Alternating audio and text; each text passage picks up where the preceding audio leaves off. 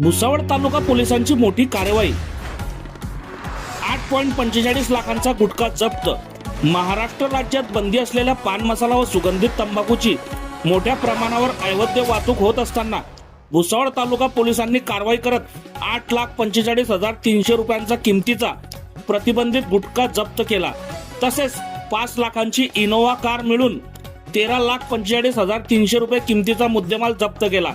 ही कार्यवाही सोमवार दिनांक 18 ऑगस्ट 2026 रोजी रात्री साकेगाव शिवारातील ग्रामीण रुग्णालयाजवळील सर्व्हिस रोडवर करण्यात आली। दरम्यान या प्रकरणी संशयित आरोपीला न्यायालयात हजर केले असता न्यायालयाने 2 दिवसांची पोलीस कोठडी सुनावली।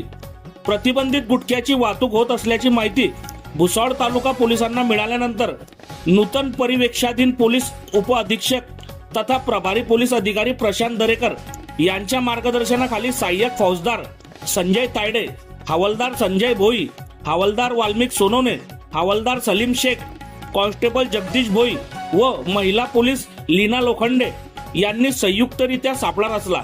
बऱ्हाणपूरकडून जळगावकडे येणाऱ्या मार्गावर सोमवारी रात्री सुमारे 11:30 वाजेच्या सुमारास टोयोटा इनोवा MH19 AX 3125 येताच तिला अडवण्यात आली व तपासणीत त्या प्रतिबंधित पान मसाला व सुगंधित तंबाखू आढळली।